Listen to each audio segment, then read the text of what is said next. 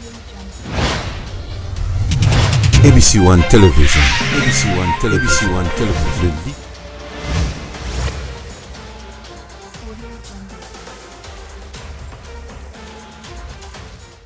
Madame, Messieurs, bonjour, bonsoir. Nazala Sengo Mingi sous Rosali Bosona Bino ko présenter Bino émission Matali politique il y a République démocratique du Congo Tobeta Ramasolo parce que Balobaka un peuple mal informé, un peuple sous-informé est une bombe à retardement. Donc il faut informer cette population, il faut informer ce peuple, il faut qu'on forme le peuple. Oh, il n'y a pas dans les mensonges. Nous nous donnons des informations vraies et nous en faisons des analyses. Parce qu'on a 4 analyses et vous devez savoir qu'on a présenté l'émission. Oh, yo, si on a la analyse, je me mets dans la peau d'un éditorialiste. Vous savez, parmi les genres journalistiques, il y a ce qu'on appelle éditorial. L'éditorial, c'est la position du journal, c'est la position de la maison, c'est la ligne éditoriale, c'est-à-dire politique il y en a. Alors, chaque journaliste, en dehors de tout, il a aussi ses réflexions, il a aussi sa position.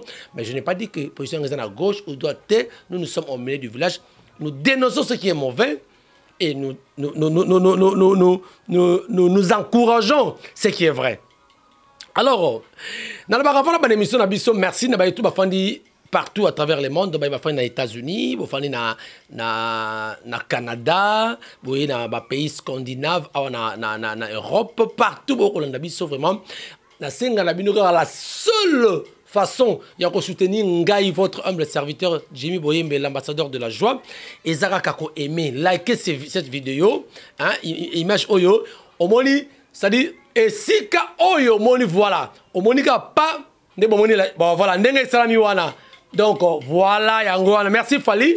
Ndenge salami wana, yo sadiango kaka, tant, et puis, au tindi pe vidéo wana, et c'est une façon ya ko soutenir pe émission Nabiso, ko soutenir chaîne Nabiso. Merci Nabande Renoso Bopona, ko Landabiso, bo continuer toujours ko Landabiso, bo continuer toujours ko ça ba remarque, bo continuer toujours ko ça biso ba suggestion. Et vous allez mingi pour que tu continues dans mon sala oyo et ça ce n'est pas facile, surtout dans le Congo vous mangez très mal, vous promenez très mal, donc tout est chaos, je vous le dis. Hier c'était bien d'ailleurs, mais aujourd'hui rien ne marche bande de Kobalandi. Alors c'est pas facile de travailler dans un terrain comme le nôtre. François Passina nous au loin au Keneko Luka invité dans sous na Njili et les embouteillages on il y a plus on ne parle plus des embouteillages nous avons maintenant des embouteillages parce que la kin hein et comme un embouteillage comme belé dans moi au Kende exacté. Alors les conditions dans lesquelles nous évoluons toujours travail awa. Nous travaillons dans le Congo, dans Kinshasa. Je vous dis, chers amis, c'est très difficile. Il faut nous féliciter. Merci beaucoup. Nous avons encouragé la émission. Tous à nous informations. Et il y a certaines personnes qui vous cachent les informations. Alors, vous travaillez des difficultés, mais alors, le long de l'Italie, politique, est-ce que jusqu'au jour d'aujourd'hui, c'est FCC toujours qui bloque? Nous parlerons si réellement c'est toujours FCC qui bloque, avec des impayements, 16 mois d'impayement, il y a des députés provinciaux, du jamais vu, du jamais vécu, et nous allons essayer un peu de parler de la mort Nabenge, ancien président, parce qu'il n'est plus. L'ancien président, il y a assemblée provinciale, il y a Okatanga, Kyungwa Kumwanza, Baba, affectueusement Baba, parce que Mimba ko reproché, le professeur Tchakoudia, Atindelengaï, ni moto Kutanga yango, après ce qui m'a ramoré par rapport, il y a Baba Kyungu, Wakumwanza, où il y a Tsekibi Soto, où il faut extrader. Cornaye, parce qu'il faut qu'il y ait Angola, qu'est-ce qui a fait que transférer en Angola, Lango, il est beau, parce que tout le monde il est beau, toi la Kassai, je crois, non, c'est la Kassai, il est besoin de Kassai. Na Kassai kuna. Bandeko bako réclamer ba yibi bango soki transfert soki be na bako soki transfert bateau. Ba yibi bango soki moteur ya bateau oyo Kabila tika.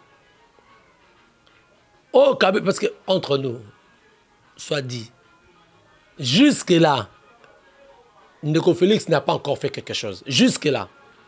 Parce que tout ce qui se fait aussi oh ils ont ça ma oh et on gagne ils ont réaction au Kabila monsieur c'est pas projet faudra ça là alors jusque là nous te montrons Ndeko Félix était dans l'œuvre et on leur remet tout. Quel discours aura-t-il en 2023? Quel discours? On a mon bandé reçoit Kolobakeno, Nengezawana 2023, le bilan positif. On a souhaité ce bilan Zali 20%. 20% peut-être, on pourra lui donner la chance. Mais quand vous dites que le bilan est positif, chers amis, Bandeko, là vous vous insultez même dans la diaspora. C'est pour mon arrache nuit et jour, Batina Tambongo. Hein? Si ok na autant comme agent ça té agent c'est belé il y a un transfert d'argent si ok n'est pas poto na États-Unis na Europe États-Unis na Asie la plupart des transferts il y a bateau na ba communauté africaine c'est la communauté congolaise qui envoie plus. C'est la communauté congolaise. Pourquoi? Parce que les familles de Awa, parce que rien ne se fait au Congo. Dans Kinshasa on souffre dans la à Kinshasa, au Congo, on ne vit pas, mais nous vivotons. Vivoter. Vivoter veut dire quoi? Français.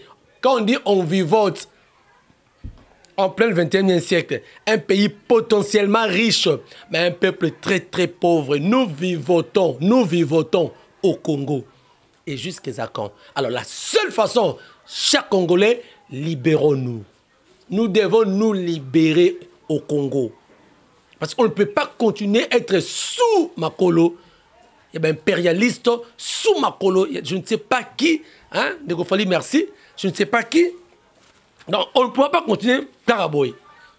Chers amis, alors, hier, on a dit que c'est le FCC qui bloquait. C'est le FCC qui était machine à blocage et développement. C'est le FCC qui faisait à ce qu'on ne puisse pas payer les gens.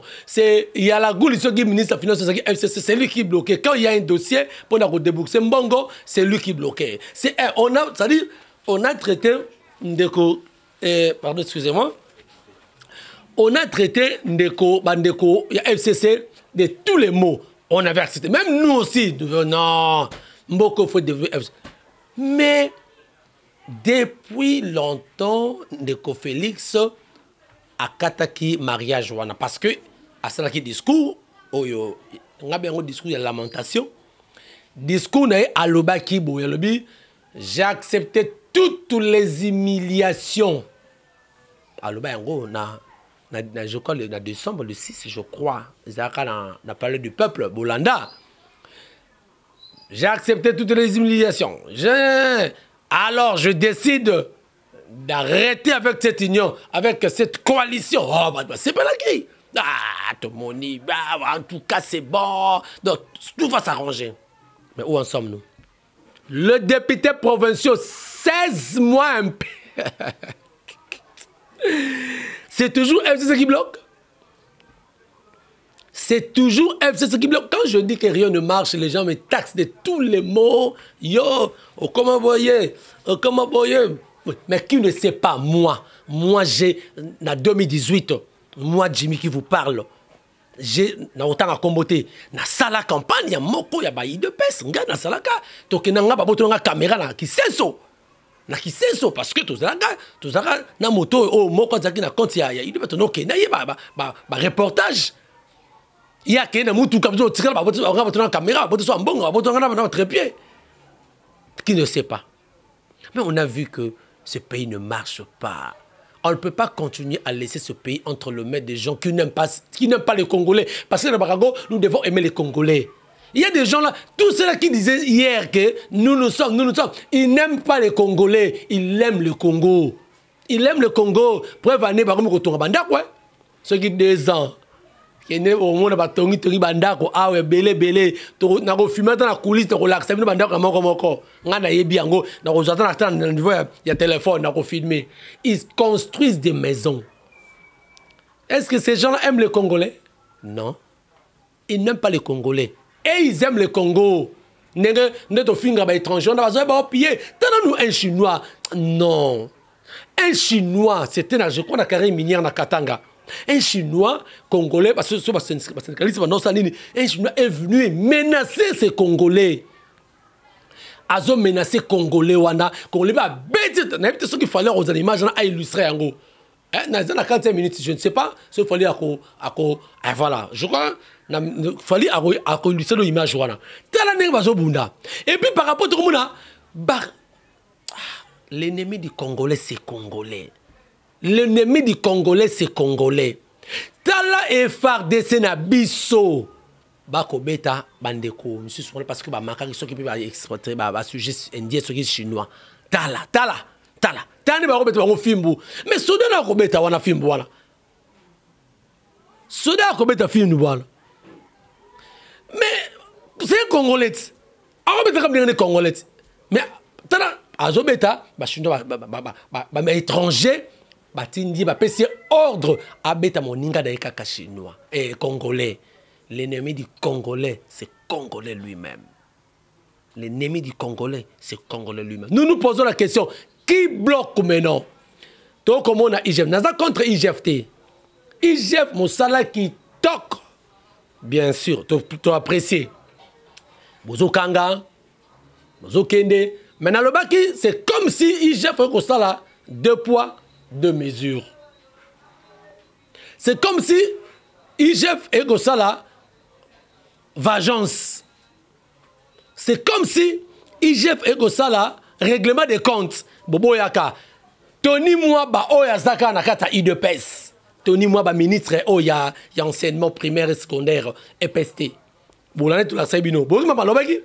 Alobi, moi me cotiser l'eau. Union sacrée Mbutu.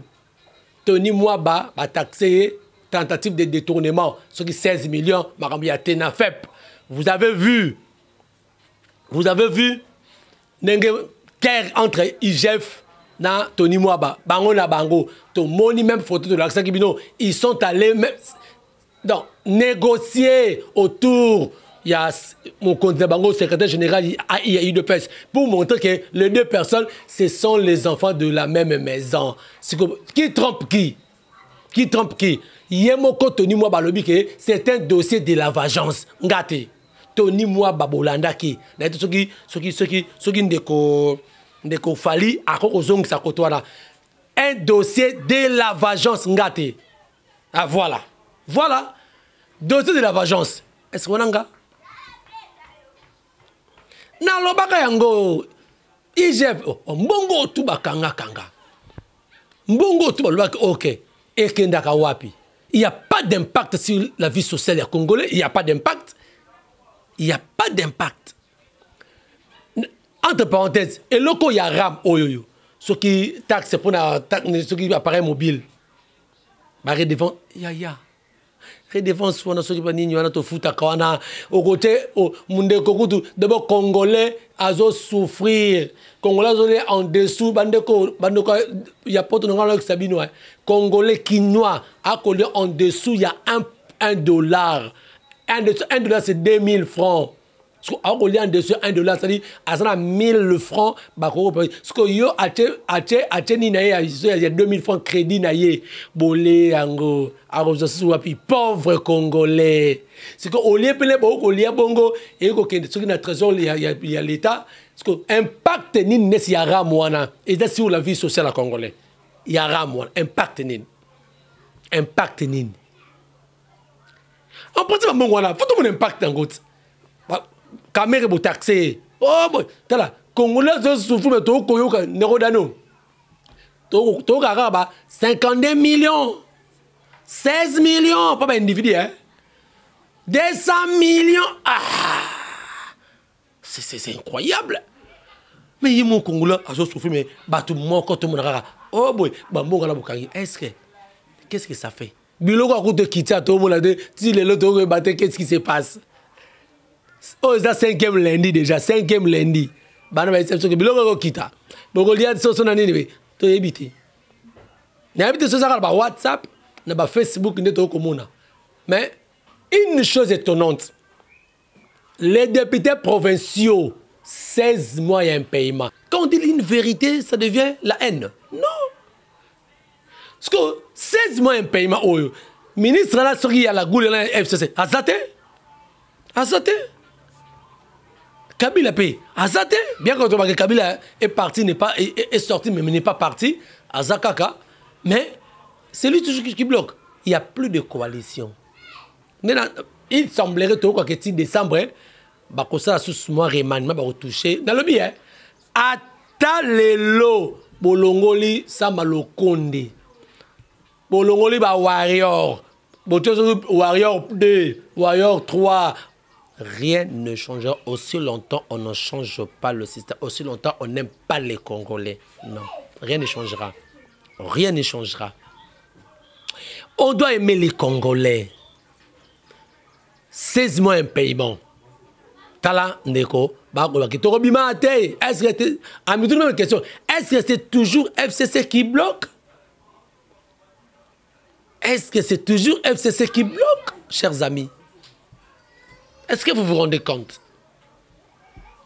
Est-ce que vous vous rendez compte? Bandeko, rien ne marche, rien ne va dans ce pays. Alors la seule chose que nous devons faire, mesdames, messieurs, nous devons libérer ce pays. Nous devons libérer ce pays. Qu'on ne nous distrait pas. On y est. 2023 Oyawa. 2023 Oyawa. Le là on nous parle de Bombay. Bombay, ils ont les drogues. Ils ont extrait par tueur d'échappement. Hein? Tueur d'échappement, je crois, on vous avait montré ces images. Tueur d'échappement, tango, poussière, mélange, ceux qui n'ont pas tout ça. Ils ont ceux qui sont expatriés, je crois, indiens. Nous cela pour détruire la jeunesse congolaise. Bako Melango, on le bandeko, talandeko, a telemi boye. Donc, là, la c'est ça ma drogue. C'est-à-dire, la société, jeune Bako Melango, série à Kabila, to kaka, et ça nini, pousse nini, pousse café. J'aime vraiment mais la série à Kabila. Nini. Oui, mais il y a comme dans Benga. Comme je n'ai pas Melango trop. Et ça ni comme les Kimi. Hein? Comme on dit et Zoya. C'est là Kabila Bongo. Le lorsque stratégie les bains no bombé. Ben la bombé distraction. Na retenu pour ça distraction. Ben na bombé. Bakangi. Je crois image fallait rocher la bino. Fallait tiens bon image oyo ba otiko kanga ba toyo ba salaka ba biloko wana. Ba ke ba prenti bango na police, ça dit merci na le général Sivano Kasongo, merci. Vraiment na musala oyo ko sala bon, faut on y rappelle mon toi. Il y a des exécutants. Donc il y a ko sa oba kondiba ko loba. Akenaki nanda comment je crois na Gombe quelque part voilà bon je crois na Gombe donc ba keko surprendre Batu oyo ba ko baby sa jeunesse congolaise te tout ça ça complicité na Batu pour pas détruire jeunesse congolaise bon là on a nous après tout ça commentaire nango après bon là nango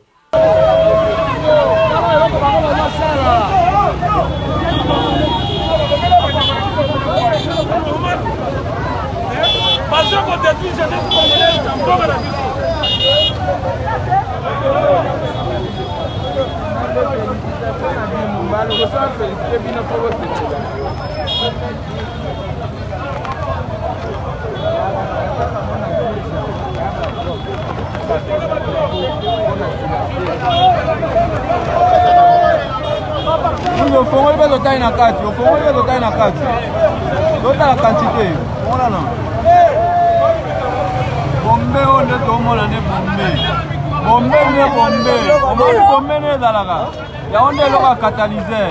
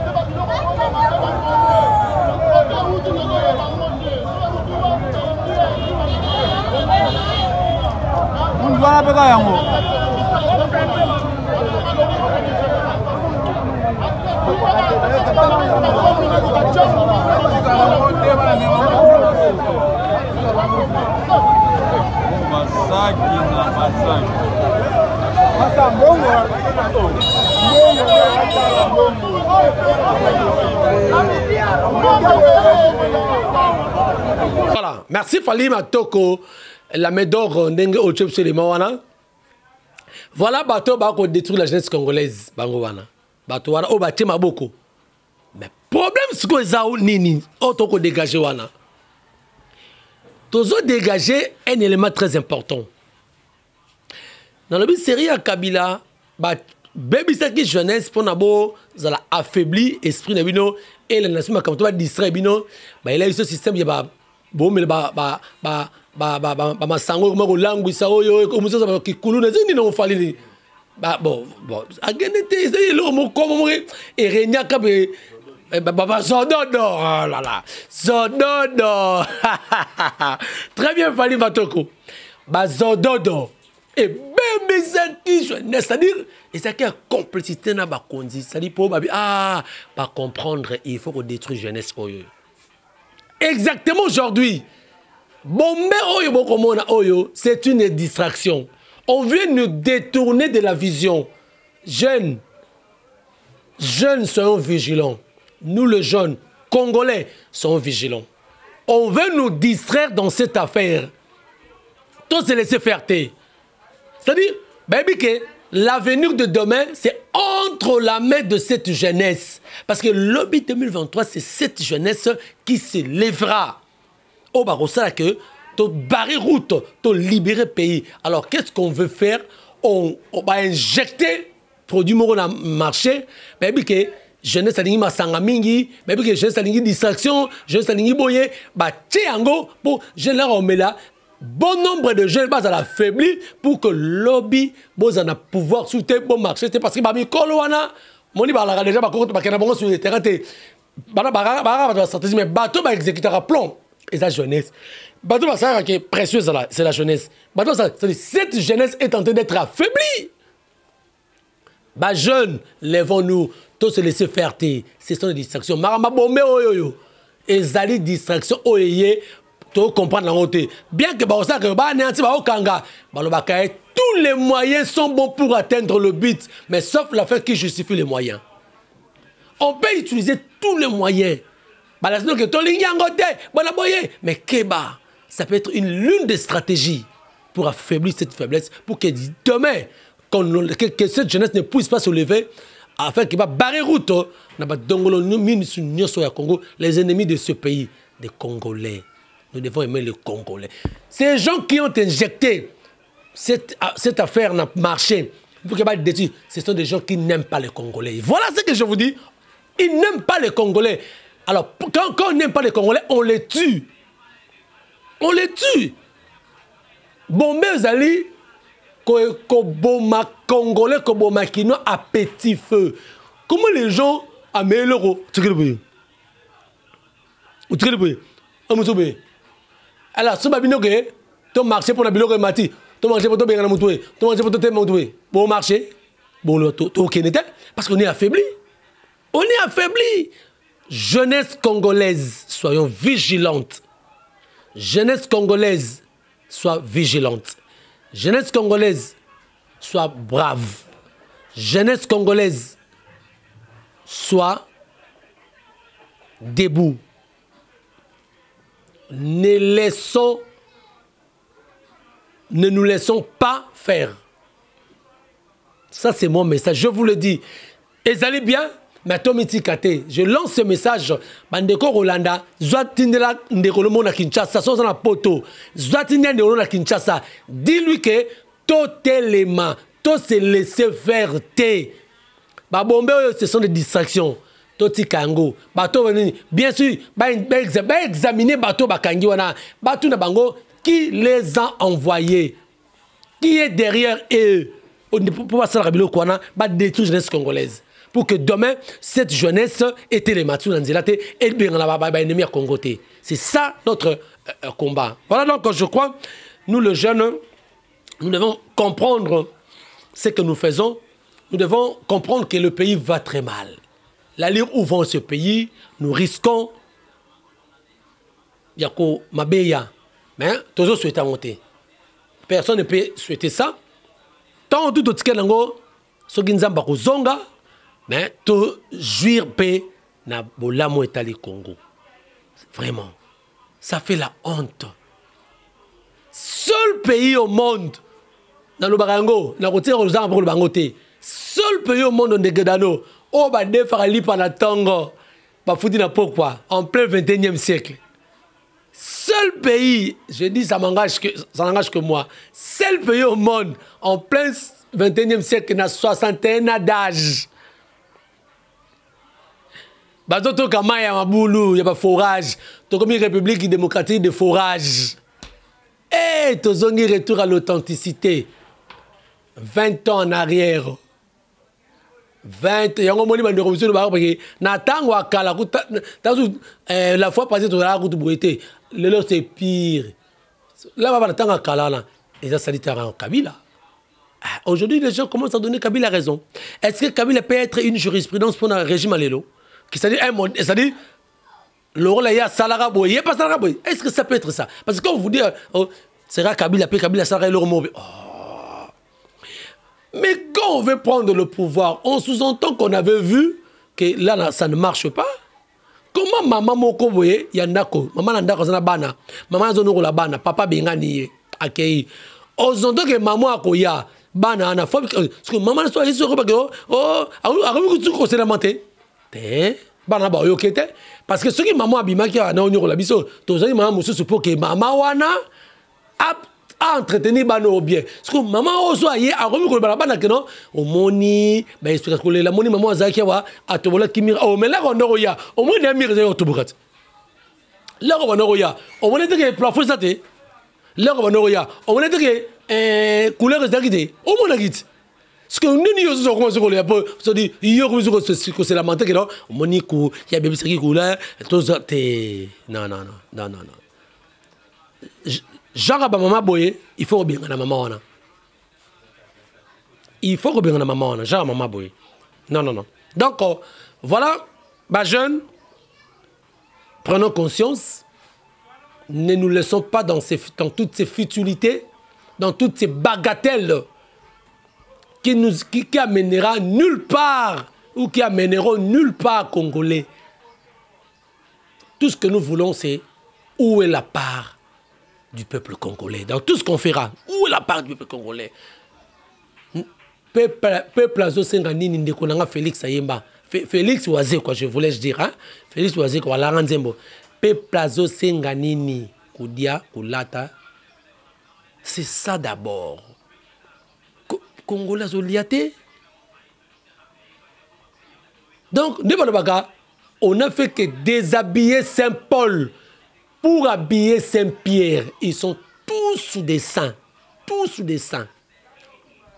Donc voilà, mesdames, messieurs. Et nous, on essaie un peu de nous distraire. Paix à son âme. Baba Kyungwaku Mwanza. Oyazali. Au cadre. Et puis, Azali, président, il y a un sommet provincial, il y a au Katanga. Mais, à Koufi Ateribiso, son fils aussi était mort. À Koufi a presque mené Tamoko. d'après le gouverneur Kiaboula, il faut corner des rapatriés, je crois que Bumbashi, bon, ça je sais pas, programme après. Mais, et l'oko biso, tolingi to loba moi, to bimisa moi, notre petite analyse, tomi tout na moi, c'est vraiment une analyse interrogative, hein. Kyungu ako mwanza ndenge zang natangela bino eloko nani Tchakudia atindele à Twitter que je crois hein, zela nzambe mokili makambo mingi donc je vous dis c'est professeur Tchakudia opi eko prof ozawa puis zela prof Tchakudia funa natalaye Atindelinga Eloko Mokawa, il a parlé des choses très importantes. Prof Julien Tchakudia, Albiboui. Bon, excusez-moi, pardon. Qu'est-ce qu'il a dit? Au nom de mien. Voilà, Abi. Kyungu Oaku Mwanza d'Oliveira Gabriel. Kasai Mwenenditu, Bilulu Mwenda Kwenu. Batetela Bakuba, bon, vous me l'avez dit, nous Kassaïens disons à Chilombo. C'est bon, ce qu'a écrit Ndeko Julien, professeur Julien Tchakudia. Nous Kassaïens disons à Chilombo. Pas d'honneur d'État pour un génocidaire de Kasaï, plus de 200 000 personnes. Voilà, je lis, hein. Je suis en train de lire le professeur Julien Tchakudia que je salue. À Lobiboui. Nous Kassaïens disons à Chilombo. Pas d'honneur d'État pour un génocidaire de Kasaï, plus de 200 000 personnes. Exigeons un procès à titre posthume pour la condamnation à mort à titre posthume de cet infiltré angolo-capverdien plutôt. De cet infiltré angolo-capverdien. Donc capverdien. Le pauvre révérend Tchakudia sort le grand patriarche de Londres de Gaulle congolais, leader charismatique de la résistance patriotique congolaise mondiale. Merci beaucoup, le professeur Julien Tchakudia. Alors, nous, les victimes de ces génocidaires Kyungu, sommes pour un procès à titre posthume à venir par respect de toutes les victimes de ces forfaitures dont le sang crie dans tous les gares de Lubumbashi, Mweneditu, Ilebo et tout le long du parcours du train de la mort. 200 000 Kassaïens génocide, plus de 800 000 déplacés. Dites-lui que c'est notre plaidoirie pour qu'enfin il soit condamné à mort. Là, vous avez compris. Ce n'est pas moi, c'est le professeur Julien Tchakudia, Ndalobi. Il faut un procès génocidaire Pona, Ndeko Kyungu Akumwanza, il a fait, c'est vrai, mais cet homme a fait beaucoup, plus de 200 000 morts, plus de 800 000 déplacés. Oya Salaki, donc, Sengi, Baï Kassayen, lettre wana, on les a professeur Tchakudia, il faut passer à la procès génocidaire. Condamné à mort, mais la personne est déjà morte, donc je crois que. Donc, alors, ne nous disons que lors de nos années, nous avons déjà Kolobawa, et l'autre Kolobawa, Kyungu Akumwanza, Aza O4, Aza Mokondi, il a un passeport diplomatique, un passeport rouge de Balobaka, qui avait toutes les possibilités de prendre un avion, soit dans la maladie de Zaginango, Aya, Afrique du Sud, Nolwenwana, à Kende. On peut visiter, à Kinshasa, il y a des hôpitaux privés Zali, Bangalais Zali. Ils pouvaient se faire soigner. Attends à Lubumbashi wana, et ça babisika oyo, hôpitaux, privés, ils pouvaient prendre des soins avec des médecins qualifiés au Congo. Mais à notre grande surprise, nous nous posons la question, qu'est-ce qui a motivé à ces gens de transférer dans Angola, dans Luanda, pendant que Angola va avancer, c'est vrai, mais sur le plan sanitaire, il y a santé médicale, sur le plan, il y a enseignement, éducation, toleki bango fali eza bango te toleki bango tomonaka moto soka bei na Angola na Luanda il court rapidement na Congo pour se faire soigner après zongi. Alors c'est un petit peuple qui n'a rien à Longwe a obele na Luanda a obele na Kanfunfu a obele soki na Mboko so wapi wana agi rapide à Kinshasa pungu kyungu wa kumwanza na niveau na ye nini sali ba ke transféré na niveau ya en Luanda. Il y a un flou. Il y a un flou. Ça, c'est un dossier à suivre. Il y a un flou. Non. Luanda, pour des soins. Si les Congolais, pourquoi aller à Luanda? Pourquoi? Ils peuvent venir à Kinshasa. Soit notre domestique qui m'a pas conduit parce que bali ko bongoza Congo te bazo détruire Congo pour que bazo ba tonga libanda ba que se faire soigner libanda or mbongo tu ba yibaka mbongo tu ba sala ka pour ba poche ma famille bango soki ba tongi ba pito awa yango sona lobi ke moko na ko féliciter maman Olive a tongi même initiative plus et ça mais bien que tu finga et tu traiter de tout ce qu'on peut dire mais bato ba ko kota na ba ta FCCT bateau ba ko hôpital wana ba bateau il y a UDPS karaté. C'est tous les Congolais qui en bénéficient. C'est tous les Congolais qui en bénéficient. Du moins elle l'a fait. Tout ce qu'elle peut faire ma belle wana toyebi prompté. Mais c'est pas elle, c'est son mari. OK. Na profiter pour que na le bago beauté. To fester, il faut apprécier l'homme aussi. Ce qu'a osala malamu. Mais bino ba mizo bon ça là. Si on s'en à Kinshasa, on s'en à Congo, beaucoup très d'autres, mais toi qui m'as Inde, toi qui m'as Afrique du Sud, pour dire que toi mis tes mamabé, toi mis tes mamabé, toi autres détruire chez soi pour aller se faire soigner ailleurs. C'est pas gentil. C'est pas gentil. Ndeko Kyungu à Kenangola, c'était pour quelle raison Kenangola? Il pouvait se faire soigner à Kinshasa, il y a des hôpitaux. Ngali Mezali, bon putain bien Zali, n'a autant compte pour la publicité. Zali, et bah privé. Après, il y pourquoi Angola? Point d'interrogation. Voilà donc, je crois. Donc, il y a un souka. Il y a un dossier il est beau, il y a moteur, il y a barque, il y a Ndeko Kabila Tikaka, Autofingra Kaka, à Tikaka. Mais pendant, ça fait 3 ans, longo là, yiba, moteur, Ndeko Bako déclaré, zongi c'est la bango yango. Il est beau, na Kasai. Oh, Nathan Ravana, Port Franquin. Pour la monsieur Émile Franquin, Port Franquin, ancienne appellation, il est beau. Vous avez localité na Kasai, hein? Na province à Kasai, localité du territoire. Chef lié, il y a territoire na la province na Kasai. Alors, localité, on a il est beau, na Kasai. Ba Guana, ba Ibi moteur wana, ba kondika kaya wana, ba quel côté kayango. Dans le niveau congolais. On a tout ça, il est beau, hein? Na Kasai, hein? Na Kasai.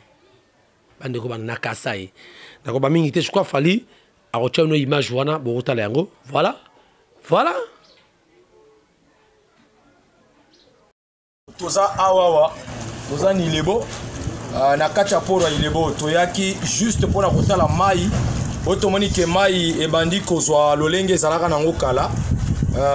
Te comprendre que en tout cas parfois moi changement ça mis côté mai et bana kobeba mai à rivière Kasai o toujours benga Kasai et bala Kasai ça là qui tellement rouge mais tu remarqué que bandi ko songa malembe et beaucoup on a fait ba photo oye préoccupé biso et ça lisusu bako e katsaka batu ne baleo et pona kotinda ngona ngambu ya mai ezo pesa biso pasi makasi bakoyo ya munene obino bosali komona bakoyo ba pesi yango et pas président sortant Kabila asalaki dotation na bana ilebo babanda ko souffrir mais tala lelo ba pesi bakoyo ba konzi ya awa bazui pompe d'injection ya bac ça fait 3 ans ba teki et pas ba tumususu ba to masuwa donc tu éviter so masuwa nini Bak etelemi nango bijou ya malamu tala kitoko ndenge ezali etelemi kaboye bakomi kolwesko mitu ya masuwa bazui mutu ya masuwa ekangisi bak bazui mbongo wana batie na bapoche na bango. C'est la raison pour laquelle yo directeur, il y a office de route aux Olanda Bisso. Moi je suis un syndicaliste, je suis de l'impunité zéro. Nazo senga et pas na yo. Omeka ko beta sete pa batu na yo ya Chikapa ba directeur ya Chikapa. Na responsable ya Ilebo. Bana Ilebo bazolela pona pompe na bango d'injection oyo bango babuki ba yibi ba keye koteka bango yo bazali awa. Bana Ilebo bango. C'est la biso pompe injecteur ya baketambola. Tozolo bakena Ilebo pena muyibi eleke bele bisembo na biso simbo eloko oyo esalisaka biso mituke eutaka bachikapa ba wapi eso tikana ngambujimai banzela nyonso ebebi lelo oyo toliaka bien te biloko mosusu eyaka na banzela ya se boye kati sekende tikini bamituke oyo bandi okuta kini lelo eyaka su kini te Ilebo tomoni so nini esali ke etele mabongo bayibi nini bayibi pompe pompe ango siko basali nde nini do bayibi bateki batekeli bato masuwa bato wana siko pompe à l'état bango batekeli bato masuwa bayibi bateki na lokola ndenge tozaka na pouvoir tozaka nango ya nyonso zaka ya moyibi ya Kabila ya eloko muke bayibi nani akosala nga likambo naza ya mais na moment oyo ya faci oyo bino moko bolobela biso bazokisa biso pompe na biso ça va pour papa yo pour le état de droit OK faut loba na yo il fallait mboka na biso ebonga kaka babebisa mboka na biso to souffrir makasi. Merci. Bon papa yo merci to comme na souka voilà bon tout la image on va les acquis na port franquin actuel Ilebo hein Ilebo yangwana bon moni donc c'est triste et ça hier c'est dans le Kasaï ils ont la Kasaï la charité bien ordonnée commence par soi-même avant au kende ndako abato au tchesango peinture au tchesaba ba plafonnier ndako na no tchesango plafonnier tchesango peinture et aux alamala mingi. Merci. Nous sommes arrivés à la fin de cette émission d'aujourd'hui analyse à lelo nous allons qui sont représentés en gros. Merci na bandero nyoso Olandi biso, merci na maman Chantala Yao, merci na papa Ozé, merci na Rebecca Bianca, merci beaucoup.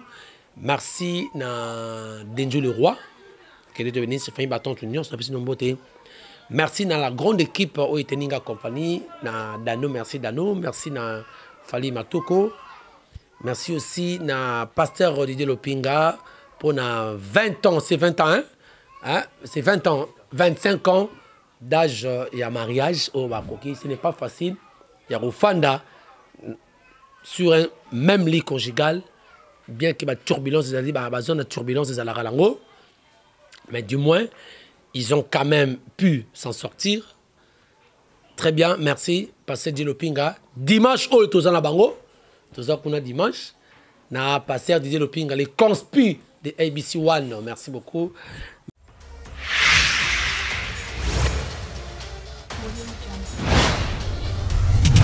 ABC One Television. ABC One Television.